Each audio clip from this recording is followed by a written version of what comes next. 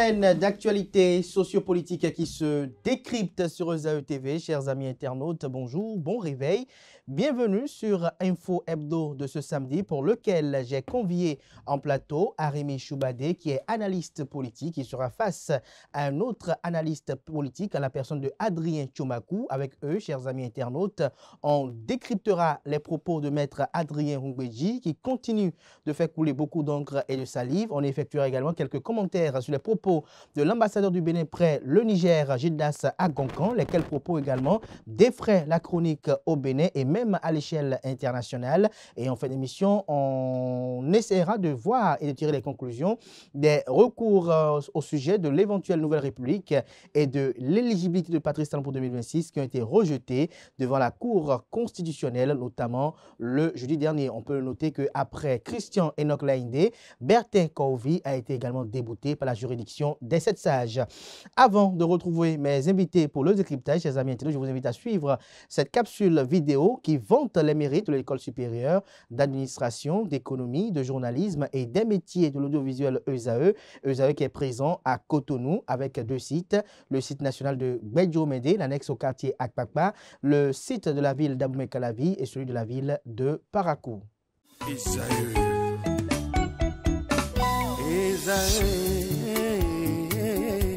Vous recherchez une école de référence pour une double formation universitaire et professionnelle de qualité? Voici l'opportunité à ne pas rater. L'École supérieure d'administration, d'économie, de journalisme et des métiers de l'audiovisuel ESAE vous offre des programmes d'enseignement en licence et en master orientés vers l'emploi qui font d'elle une référence à travers les filières de l'administration générale et territoriale, l'administration du travail et de la sécurité sociale, droit, diplomatie et relations internationales, administration hospitalière, universitaire et intendance, journalisme et métiers de l'audiovisuel et toutes les filières des sciences de gestion. Une seule adresse, www.esae.bj. Rendez-vous dès maintenant sur nos campus ESAE Bédjo-Médé au numéro 90 93 65 21 ou au numéro 98 98 14 00. Parakou sur le numéro 52 46 12 12. Abomey-Calavi au numéro 52 88 44 44. Akpakpa au numéro 52 88 33 33. ESAE, l'excellence a un nom.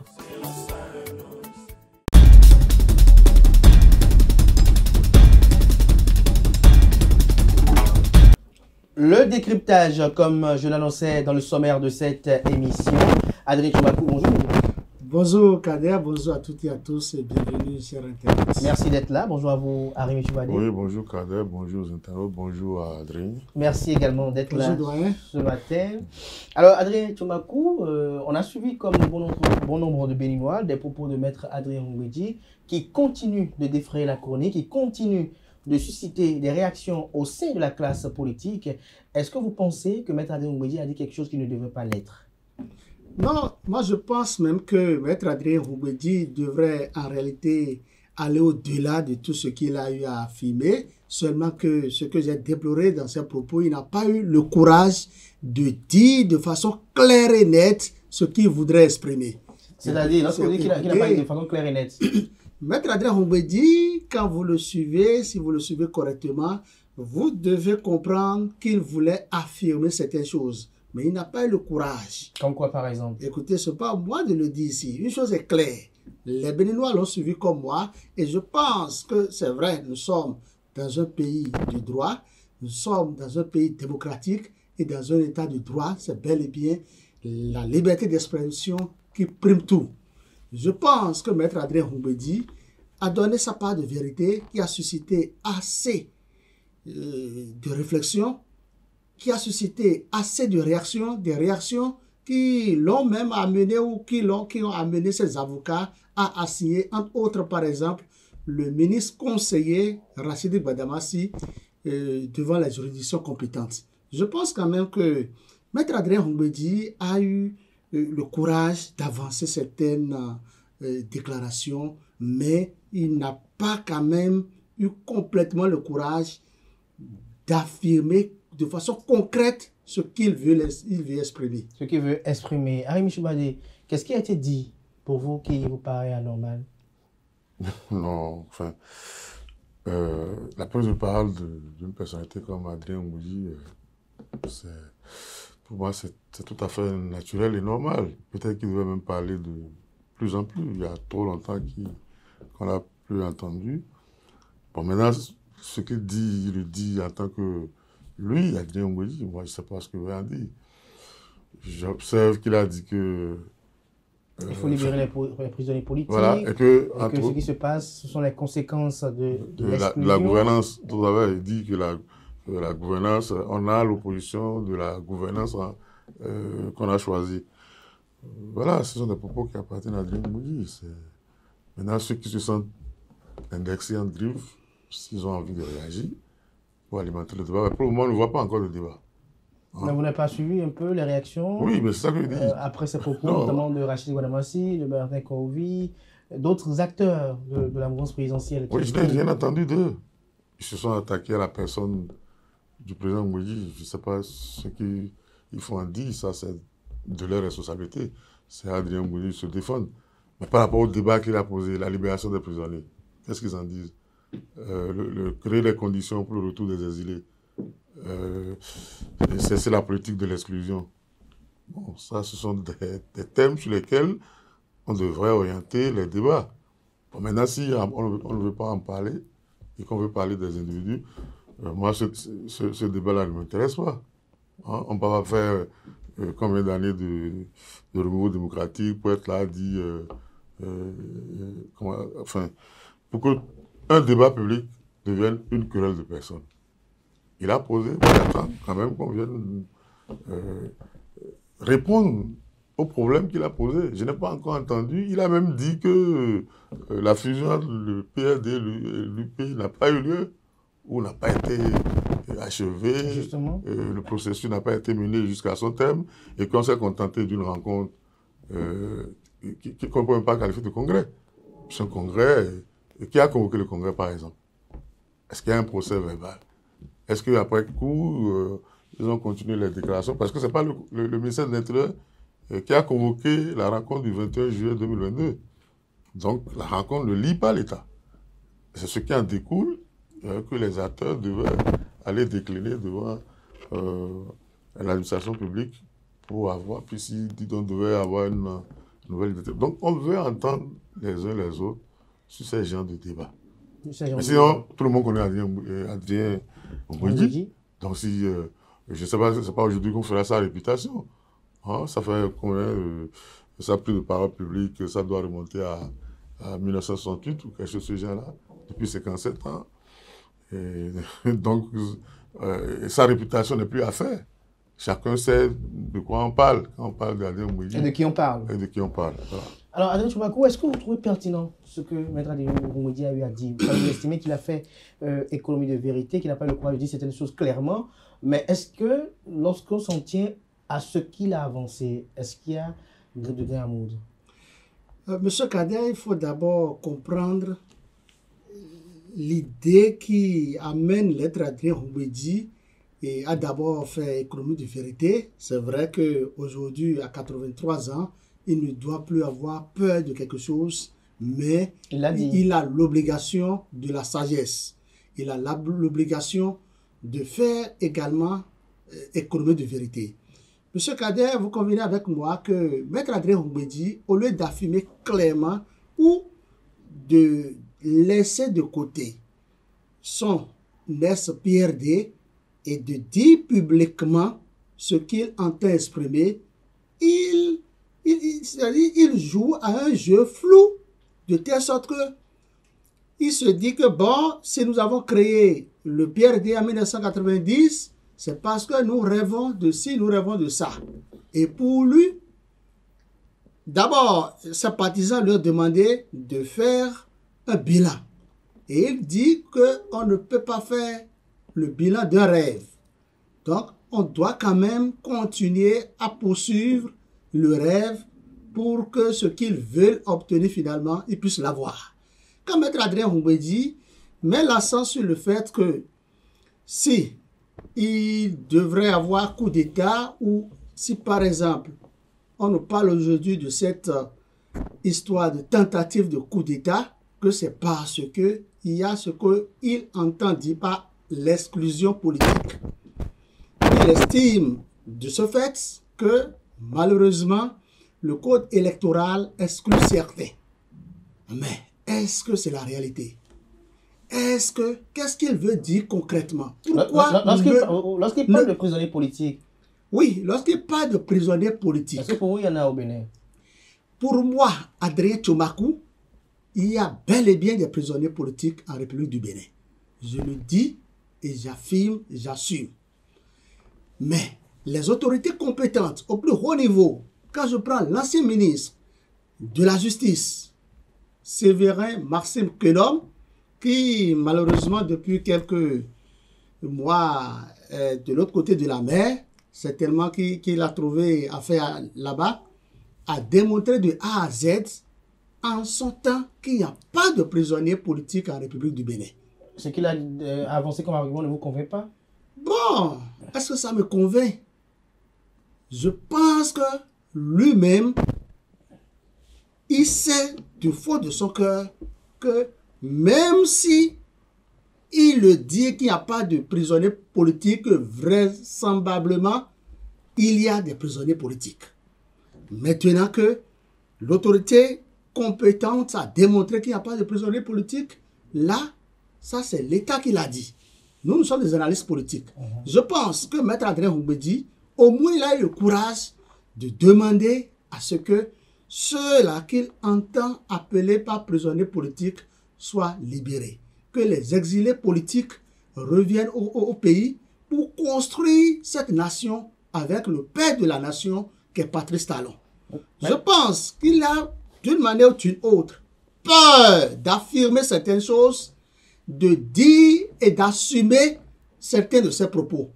Je continue de le dire parce que si vous le suivez, chaque fois, à tout moment et à tout instant, il revient sur la conférence de 1990, comment c'est ça qui les a amenés, ces assises les ont amenés à créer le parti PRD, et il voit aujourd'hui que au niveau de l'UPR, dont il est membre, dont son parti est membre, intégrant bien sûr que ça ne fonctionne pas correctement.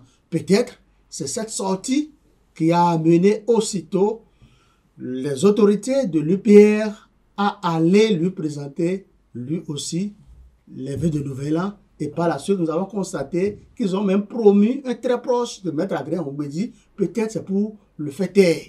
L'actuel porte-parole. Est-ce que ce sont les conséquences de ces propos ou peut-être un agenda établi qui coïncide, Arimi Choubadi?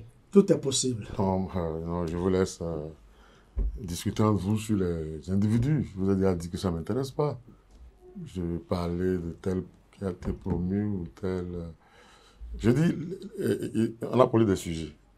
Poser des sujets d'intérêt commun. Et on laisse ces sujets d'intérêt commun, on s'occupe d'un tel, d'un autre, on ne va pas s'en sortir. Hein? Je crois que... et puis, par exemple, c'est les partis n'adhèrent pas à des partis. On ne peut pas dire que l'UPR a adhéré à... le PRD a adhéré à l'UPR. Hein? L'adhésion est individuelle. Hein? C'est chaque citoyen qui adhère à un parti. On ne me dira pas que tous les membres du PRD sont partis à l'UPR. Hein? Certains sont allés au BR, certains sont allés qui sont avec les démocrates. C'est comme ça. Hein? On peut pas... Donc il faut qu'on fasse ce débat-là. Mais est-ce que pour vous, le PRD existe encore? Mais pas pour moi. J'écoute Maître Adrien Oumbédi dire qu'il n'y a pas eu fusion. Hein? Et puis le raisonnement qui suit, c'est que on n'a pas achevé le processus. Et puis, ce qui s'est passé, je crois en juillet 2022, c'était juste un meeting. Hein? Et là, vous vous posez des questions, vous demandez mais qui a convoqué cette assise du 21 juillet 2022, au cours de laquelle, cette assise au cours de laquelle on a plus fait croire qu'il y a un nouveau parti qui est né sur les cendres de l'UP et du PRD. Peut-être qu'à ce niveau-là, c'était un rêve qui a été formulé. Mais matériellement, administrativement, ce n'est pas aller au-delà. Parce que, en principe, chaque parti, en fonction de ses règlements de statut, devait statuer à l'interne. Hein? Chaque parti devait se réunir en congrès pour dire nous disparaissons Et nous exhortons nos militants à aller vers le nouveau creuset que nous voulons créer, qui est l'UPR. Et on sait que l'UP l'a fait, a renvoyé ses militants vers le nouveau projet. Le PRD l'a fait également. Mais ce n'est pas le cas. Un matin, on s'est retrouvé dans une structure, dans une rencontre, on a chanté, on a dansé. Bon, après, ça ne fait pas disparaître un parti, ça là. Comme je l'ai dit, ce n'est pas le ministère de l'Intérieur qui a organisé cette rencontre. Mais pourquoi, selon vous, Maître Adenou Mbedi a attendu tout ce temps avant de réagir? Non, mais réagir comment ça, c'est... comment on appelle ça? C'est dans l'entretien qu'il avait avec ses militants. Sinon, ce qui lui faisait réagir, c'était l'exclusion qu'il a exprimée. Les prisonniers politiques. Il a dit il faut qu'on s'asseye, qu'on mette tout sur la table et qu'on discute. Hein? C'est sur ça que moi, je vais entendre enfin, ceux qui prétendent être les adversaires du PRD ou du maître Adenou Mbedi se prononcer. Et les sujets sont là. On se voit, on discute, on met tout sur la table. Parce qu'il dit, ce que nous avons vu là, on ne devait pas avoir ces genres de réaction dans un pays comme le Bénin. Il parlait du procès sur la tentative de coup d'État. Il dit, si vous voyez ça là, c'est parce que les gens, ils ont l'impression qu'ils sont exclus. Et donc, ils ont estimé que pour prendre le pouvoir, il faut forcer, il faut faire ce qu'ils ont fait, et on ne devrait pas avoir ça. Donc, asseyons-nous, mettons tout sur la table. Peut-être qu'il a tort, il a raison, mais qu'on lui réponde. Ceux qui sont censés pouvoir ne pas être d'accord avec lui, disent non, on n'a pas besoin de s'asseoir, parce que le pays va bien. Hein? Moi, je veux que des gens sortent pour dire non, on n'a pas besoin de faire une sorte de conférence nationale bis. Hein? Et le Bénin va très bien, bien dirigé. On a un président qui a la maîtrise de la situation, et on continue. Moi, je veux entendre des gens dire ça, ou que des gens disent non, il n'y a pas de prisonniers politiques, ou qu'il n'y a pas d'exilés politiques, qu'on n'a pas besoin de créer des conditions pour que les gens rentrent au pays. On a déjà entendu ça, les gens de déclarations-là plusieurs fois, où des gens disent qu'il n'y a pas de prisonniers politiques, il n'y a pas d'exilés, on n'a pas envoyé... Le chef d'État lui-même a dit qu'il n'a jamais envoyé quelqu'un à l'étranger, et tout ça. Donc, voilà, le débat revient. On en discute ou on n'en discute pas, mais on ne peut pas laisser ça pour dire oui. Non, on devrait beaucoup plus s'attaquer au discours que tient Maître Adenou Mbedi. Oui, que sur la personne. Le maître Adenou Mbedi n'est plus à présenter. Hein? Chaque Béninois a son idée sur le personnage. Mais ceux qui s'en prennent à lui estiment qu'il fait preuve d'opportunisme politique et qu'il, à travers ses propos, veut manipuler pour obtenir des gains ou une récompense politique. Oui, mais justement, c'est en faisant le débat qu'ils vont démontrer la manipulation. On ne va pas proclamer la manipulation. Lui, il a parlé, et ce n'est pas la première fois qu'il parle. Je vous dis, depuis 1968, hein, on l'a entendu sur l'affaire Chasm. Après, on l'a entendu dans d'autres dossiers.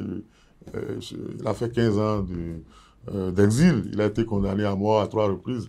Hein, on connaît son histoire, on connaît son parcours. C'est plus quelqu'un à présenter. Donc, il a la légitimité de parler dans le débat public. On ne peut pas le contester. Adrien Mbedi doit parler. Maintenant, qu'est-ce qu'il dit? Pour moi, c'est le plus important. Qu'on dise qu'il fasse de la manipulation, il faut que ceux qui disent qu'il est en train de faire de la manipulation puissent poser le débat pour montrer là où se situe la manipulation. Moi, j'ai entendu des choses. Hein. On a dit oui qu'il a participé à l'élaboration de ces lois-là et qu'aujourd'hui il s'en plaint. Oui, il a été président de l'Assemblée nationale, mais vous savez très bien que le président de l'Assemblée nationale, son rôle dans une loi, dès que c'est annoncé à son secrétariat en plénière, il annonce que tel projet, telle proposition est arrivée sur mon bureau, je l'ai faite à telle commission. Le reste, ce n'est plus son affaire. Il n'a plus aucun rôle. Dès qu'il annonce la proposition ou le projet en plénière et l'attribue à une commission, c'est la majorité parlementaire qui mène la danse après, notamment en conférence des présidents, en commission et en plénière jusqu'au vote de la loi. Donc un président de l'Assemblée nationale, aussi puissant soit-il, ne peut pas, lui, tout seul, ou n'a pas une influence particulière pour faire voter une loi dans un sens comme dans un autre. Hein? Et puis là, on peut même aller dans les détails pour voir des conditions dans lesquelles ces lois ont été prises. Et ces lois ont beaucoup évolué depuis qu'il a quitté. Voilà, donc je crois qu'on ne veut pas faire le débat. C'est l'impression que moi j'ai. Adrien Choulakou. Oui, Kader, je voudrais d'abord féliciter Maître Adrien Mbedi pour sa sortie publique. et le remercier parce que en sortant certaines expressions, en opinant sur l'actualité nationale, Maître Adrien Humbedi nous donne, nous, analystes politiques, nous, journalistes, nous, hommes des médias, il nous donne de matière à moudre. Ce qu'il faut souligner, c'est quoi? Maître Adrien Humbedi, dans ses propos, vous savez, Maître Adrien Humbedi, c'est un sage. Il a été magistrat, il a été juge, il a été procureur de la République de Cotonou. Et je pense que quand je prends cette qualité de l'homme, il ne peut pas tenir certains propos. Lorsque pour lui, il n'y a jamais eu fusion entre l'UP et le PRD, je dis non. S'il estime aujourd'hui que le PRD existe toujours, il se trompe. Il se trompe d'autant plus que les textes sont clairs. Pourquoi? J'ai rappelé qu'il a été magistrat, juge, procureur surtout. C'est parce que pour moi, Maître Adrien Humbedi connaît très bien les textes. Il maîtrise tout au moins la charte des partis politiques en vigueur en République du Bénin. Et que dit cette charte? Quand vous lisez, il y a des articles qui disent clairement que lorsqu'un parti politique ne va pas de façon consécutive 2 fois aux élections législatives, c'est que de fait, ce parti politique est dissous. Autrement dit, le PRD légalement n'existe plus en République du Bénin au regard des textes en vigueur, en nous apaisant, au regard de certains articles de la charte des partis politiques. Et là, si vous prenez par exemple les partis politiques reconnus officiellement, alors je vous parle par le ministère de l'Intérieur, si vous allez sur le site du ministère de l'Intérieur, les 14 partis politiques qui sont reconnus, il n'existe nulle part le PRD. Ça veut dire quoi? Le PRD n'existe plus. Maître Adrien Humbedi peut affirmer, il peut dire et il peut justifier que le PRD ne s'est jamais fusionné à l'UP pour donner l'UP le renouveau. Ça là, ça c'est au plan politique. Ça les regarde. Mais dire que le PRD existe toujours, je dis non. À plus forte raison. Oui, on dit ça. Écoutez, de votre propos, c'est ce que vous venez de dire. C'est moi, je suis bien Mouji. Alors, et c'est l'analyse que beaucoup sont en train de faire. Non, ils sont en train de dire que le PRD existe toujours. Maître Adrien Humbedi, je pense qu'il demeure et il est membre influent de l'UPR. Il a justifié, il a rappelé un peu la raison pour laquelle le mot R, c'est que UPR, R a été maintenu et l'arc-en-ciel qui continue de rayonner dans leur logo, il a tenté de justifier tout ça. Mais moi, je pense quand même qu'il doit comprendre que le PRD n'existe plus. Autrement dit, organiser une rencontre au nom des alliés du PRD, je pense que... Justement, pas passer de rencontre. Je pense que c'est une manière de dire, nous voulons opiner sur l'actualité nationale, nous voulons dire clairement qu'il y a malaise au sein de l'UP le renouveau, parce que c'est ça, c'est la vérité. Il y a malaise, et vous devez constater, il y a malaise. Quel est le malaise? Le malaise, c'est que si Maître Adrien Humbedi était bien coché, si tout allait correctement, il ne pouvait pas tenir publiquement ce genre de propos. Parce que Maître Adrien Humbedi est un leader de l'UP le renouveau. Il est un sage. Il est une personnalité de haut rang de l'UP le renouveau. Alors, s'il devrait organiser cette rencontre, tout au moins, il allait informer par amitié, et même si aucun responsable de l'UP le renouveau ne vienne ou n'est formellement invité par amitié, il pouvait en discuter avec le bureau exécutif national de l'UP le renouveau. Et vous devez le constater, c'est quand Maître Adrien Humbedi a donné de la voix, c'est une manière de donner de la voix. C'est quand il a parlé, c'est quand il a donné de la voix. Le lendemain, il a été reçu. Et du moins, le bureau lui a rendu visite. Cette présence du bureau ne s'inscrit pas dans cette présentation de vœux qu'on a vu le bureau faire avec les sages du parti au domicile de Bruno Amoussou. De Bruno Amoussou, bon, c'est relatif, mais on s'interroge de savoir... C'est trop joli, c'est trop beau pour être vrai. Oui, justement, on s'interroge de savoir si Maître Adrien Mbouedi fait partie des sages de l'Union progressiste de renouveau. Non, pourquoi il n'était pas aussi au domicile de Bruno Amoussou, lorsqu'on sait qu'au domicile de Bruno Amoussou, on a vu d'autres sages, d'autres ténors de l'UP de renouveau, tels que Antoine Edikola Olé, également Maître Abraham Zizidokoué, pour ne citer que ceux-là. Moi, je continue de l'affirmer. Il y a quelque chose qui ne colle pas au niveau de l'UP le renouveau. Et c'est la raison pour laquelle Maître Adrien Mbouedi s'est exprimé. De façon générale, même si Maître Adrien Mbouedi a fait économie de vérité, on a compris que Maître Adrien Mbouedi a été toujours droit dans ses bottes. Et ce qu'il a dit, il n'a rien dit en réalité de mauvais. Il n'a rien dit de grave.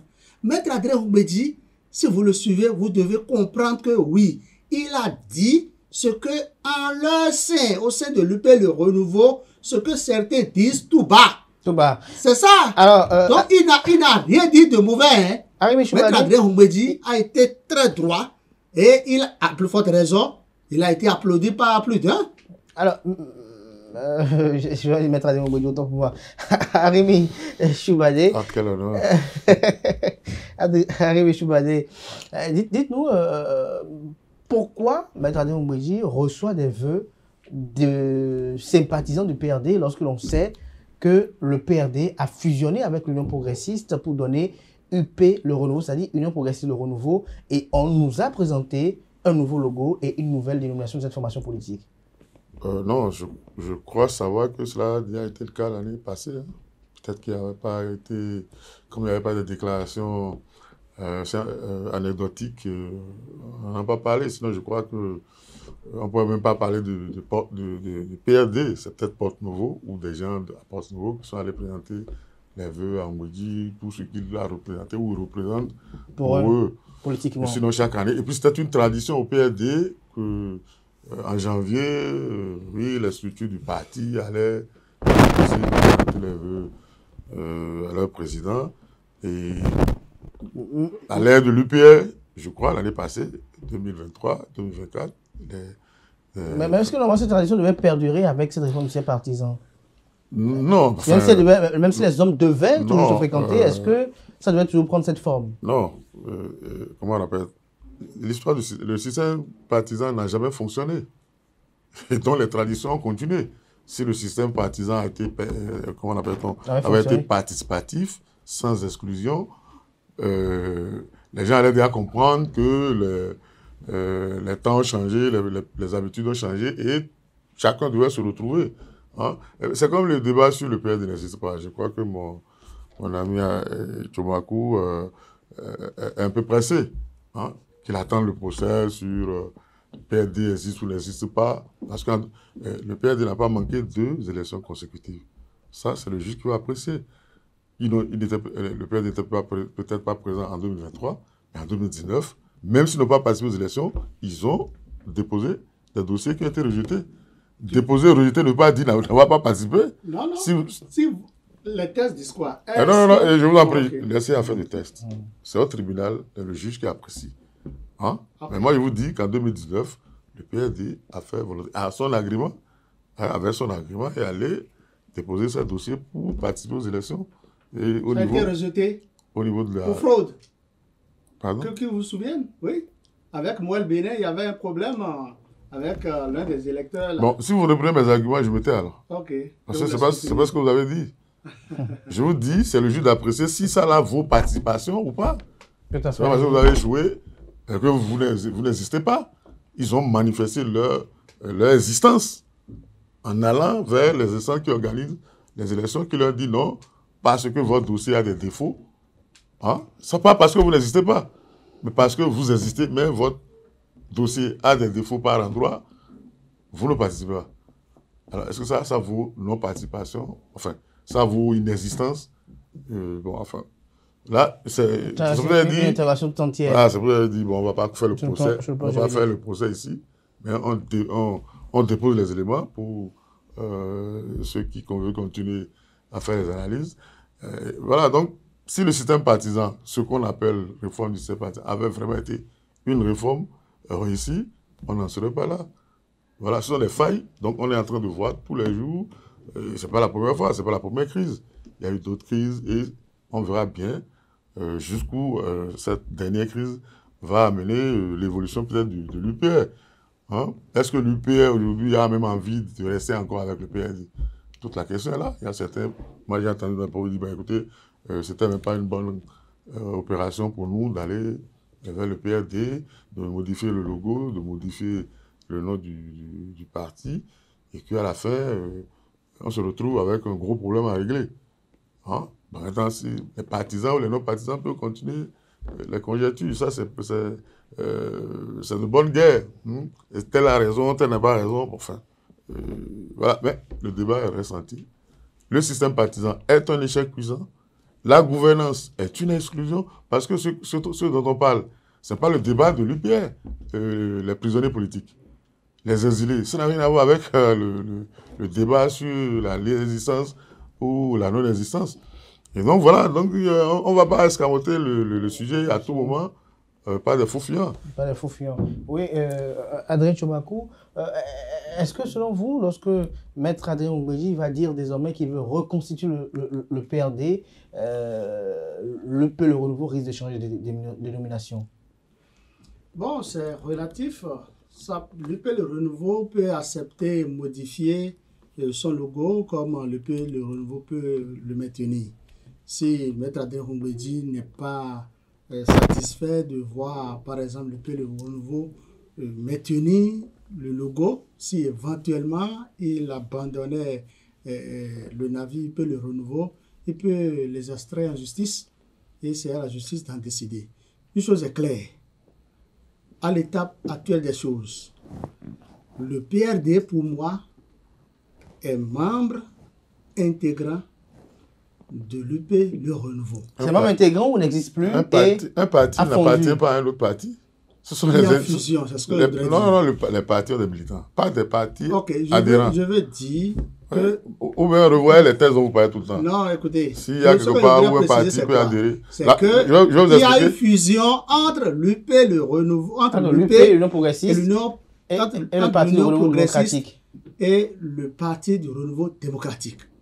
Et cette fusion, pour moi, elle a été actée maintenant.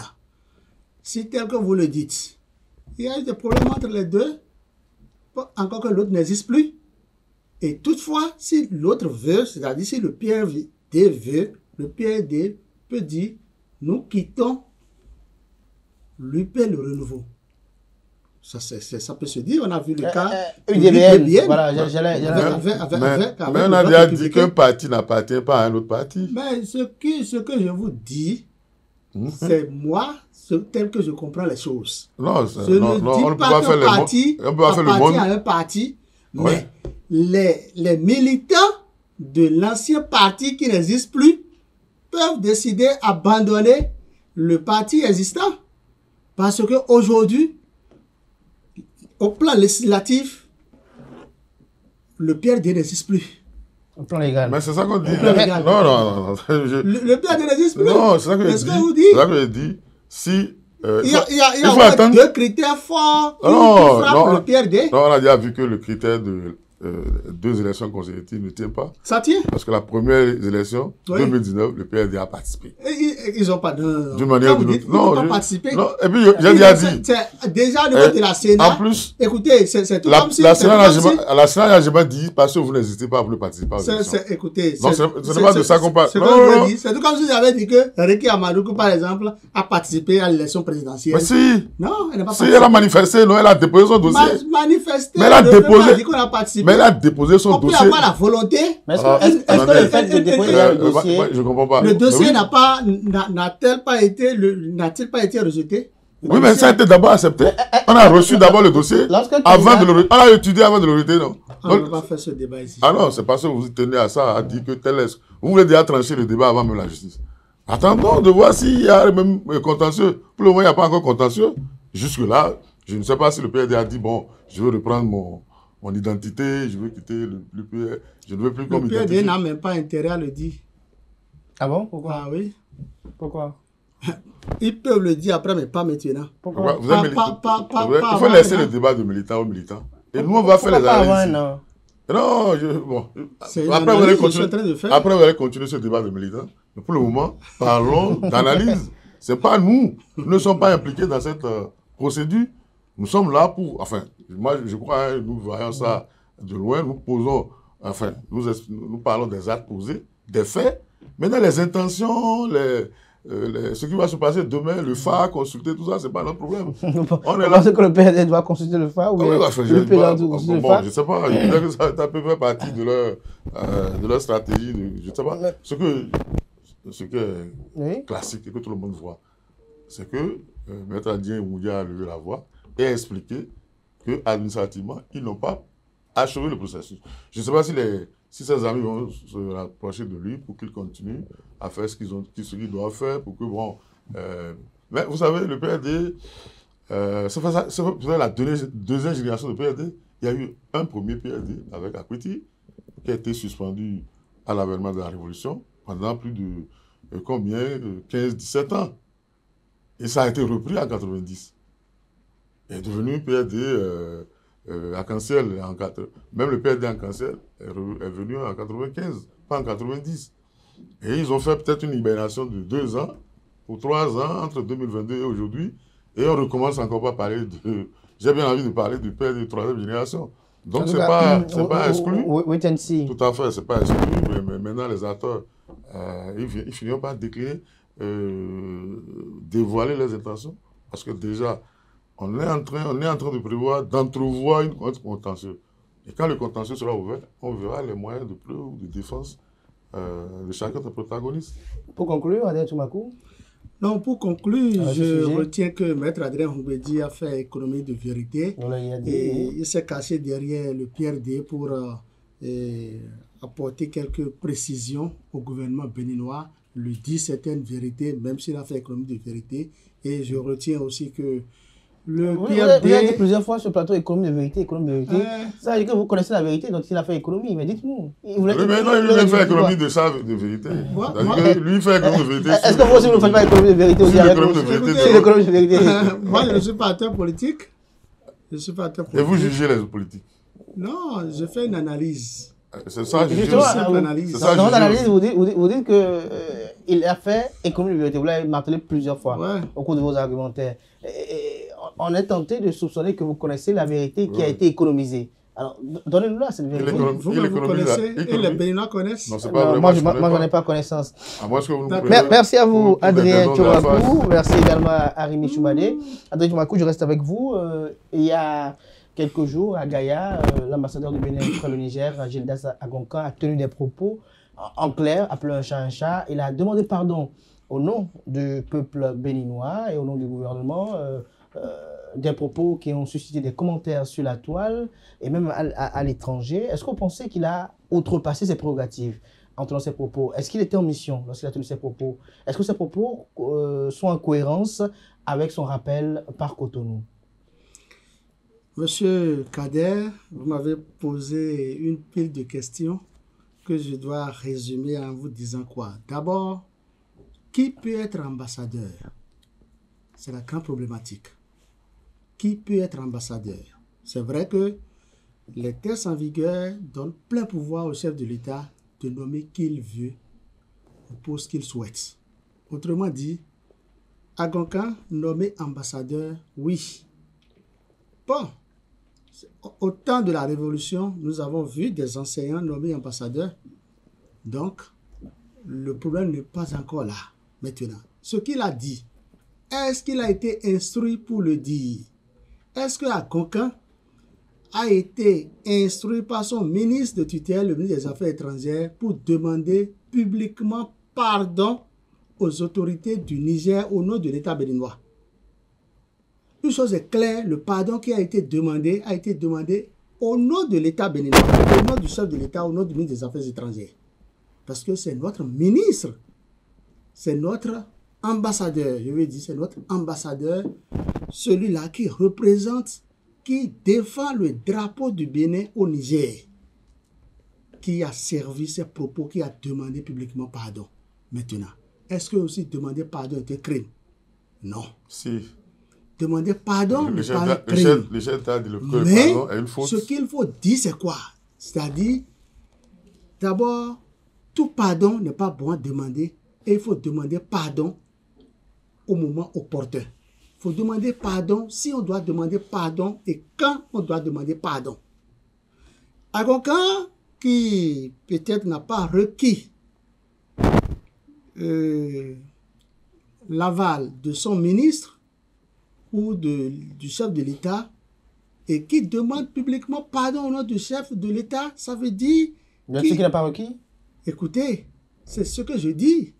Si vous me suivez dès le début, j'ai dit, est-ce qu'il a été instruit pour ça? S'il n'a pas été instruit pour ça, ça pose un problème. Quel problème? Quelle discipline? Non, je ne veux pas qualifier le pardon qu'il a demandé Ça, c'est économie de vérité. des disciplines ou de je ne sais quoi. Arémi dit que vous faites économie de vérité. Une chose est claire, il a été convoqué par son ministre de tutelle. C'est vrai, jusqu'à l'heure où je vous parle, il n'a pas été révoqué, il n'a pas été rappelé, mais il a tout au moins été invité, il a été convoqué. C'est l'information plus ou moins officielle que nous avons. Est-ce que cette invitation qui fait suite à sa déclaration, est-ce qu'il y a un lien ou bien c'est juste pour pouvoir le féliciter, pour avoir tenu ses propos, pour avoir fait un bon compte rendu de l'État béninois qu'il a été appelé. Les prochaines heures nous en diront davantage. Ou bien est-ce qu'il a été invité pour être écouté, entendu et par la suite des sanctions seront prises à son encontre? Je ne saurais ici l'affirmer. Une chose est claire, nous avons tous suivi ce qu'il a dit, les propos qu'il a tenus, qui sont diversement appréciés, des propos diplomatiques.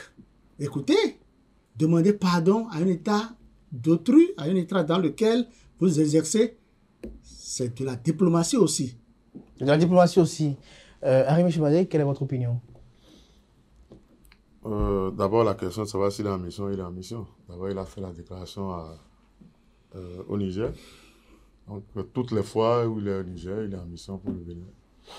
Et donc, il est en mesure de parler au nom du Bénin. Et tout le monde a entendu ce qu'il a dit. C'est pas... c'est même plus un problème béninois. Hein. C'est vrai que c'est la suite qui est importante. Est-ce qu'on va nommer un autre qui a dit au Niger, nous annulons notre demande de pardon? Ou je ne sais pas. Pour vous, ce qu'il a dit, il n'y a rien de mauvais. Non, pas ça. Ce qu'il a dit, il a déjà dit. Hein? Mauvais ou... Qu'est-ce que vous en pensez de ce qu'il a dit? Enfin, à Goncan, ce n'est pas le premier venu. Vous savez, il a fait l'administration, il a été député, on l'a nommé ambassadeur. Il connaît très bien, sinon mieux la crise entre le Bénin et le Niger que n'importe qui d'autre. Parce qu'il s'est déjà nommé avant le putsch contre Bazoum. Il a suivi les péripéties jusqu'au moment où... Et vous savez, il a fait des kilomètres de Niamey à Gaïa, pas moins de 300 kilomètres pour assister à la cérémonie ou la manifestation au cours de laquelle il a fait ses propos. Et j'ai cru entendre dans ses propos qu'il a dit que la veille, il a parlé avec son ministre des Affaires étrangères. Hein? Donc, bon, je ne sais pas si à cette occasion, il a dit ce qu'il a envie de faire. Et s'il a eu le quitus pour le faire, est-ce qu'on lui a donné le quitus en cette... Enfin, de toute façon, il a dit pardon au Niger et tout le monde sait que nous sommes dans un processus de normalisation où il faut quand même ménager la susceptibilité, notamment des Nigériens qui sont très braqués sur le sujet, notamment en ce qui concerne les questions de sécurité, et surtout parce que le Bénin, dans un passé, a dit que lui, il était favorable à ce qu'on déloge les militaires par la force. Ils sont là depuis bientôt 2 ans. Et donc, il mesure, donc mieux que quiconque, c'est lui qui est là-bas, c'est lui qui est au front, pas mieux que le chef d'État lui-même. Hein? Et jusque-là, il lui a fait confiance. Bon, maintenant, si c'est une phrase qu'il a dit, je vous demande pardon au nom du Bénin, au nom des autorités béninoises, si on veut le juger par rapport à cette portion de phrase. Donc, il faut que c'est le Bénin qui fait très attention à ce moment-là. Donc, pour vous, il faut gérer quand même ce dossier avec beaucoup de tact et de précaution pour ne pas envenimer les rapports.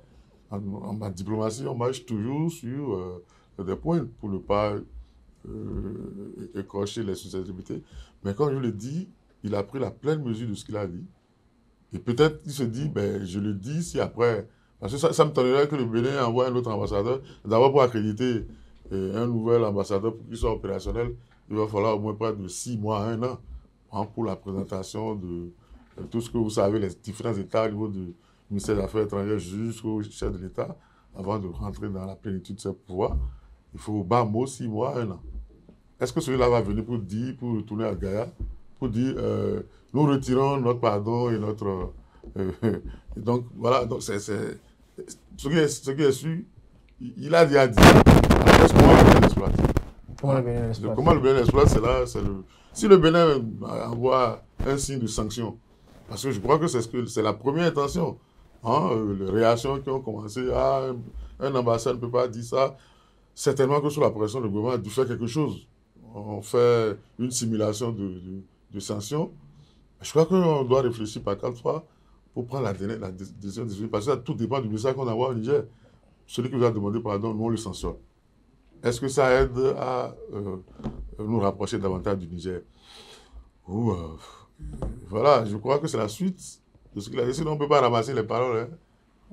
Elles sont déjà lancées et puis c'est... Adrien Arimichi dit à l'instant qu'il faut faire attention à la décision qu'il faut prendre. Il ne faut pas que le Niger ait l'impression qu'on a sanctionné celui qui vous a demandé pardon, si éventuellement il a pris cette décision en toute, j'allais dire, indépendance et autonomie. Vous savez, nous sommes en diplomatie. Et en diplomatie, il faut faire beaucoup attention. En diplomatie, les mots pèsent énormément. Vous savez, voici que M. Akonkan a déjà déclaré publiquement que l'État béninois implore la clémence de l'État du Niger. Mais il a voulu forcer la main au Bénin, si éventuellement le Bénin n'était pas prêt? Non, est-ce que c'est ça? Je ne pense pas qu'il a l'intention de... Encore que le Bénin est toujours ouvert, le Bénin a toujours sa main tendue. Donc je pense quand même que le pardon que Akonkan a demandé n'est pas aussi mauvais. Et si j'étais à la place des autorités compétentes, c'est-à-dire à la place du chef de l'État ou à la place du ministre des Affaires étrangères, on allait laisser la situation telle qu'elle a été. Et voir comment on va procéder. Parce que l'une quand même des plus grandes préoccupations, c'est que ce pardon est un écho favorable au niveau du Niger. Un écho favorable au niveau du Niger, mais est-ce que ce pardon est positivement apprécié dans les autres États de la CEDEAO? C'est la grosse interrogation. Quel État encore? Le Bénin n'a pas de problème avec un autre État? Non, non. Le Bénin n'a pas de problème avec autre État. Mais du moment où il y a conflit entre les deux États, le Bénin et le Niger, et la CEDEAO... On n'est pas encore en conflit, hein? Vous dites? On n'est pas encore en conflit avec le Niger. Nous ne sommes pas en conflit avec le Niger. Et on est comment?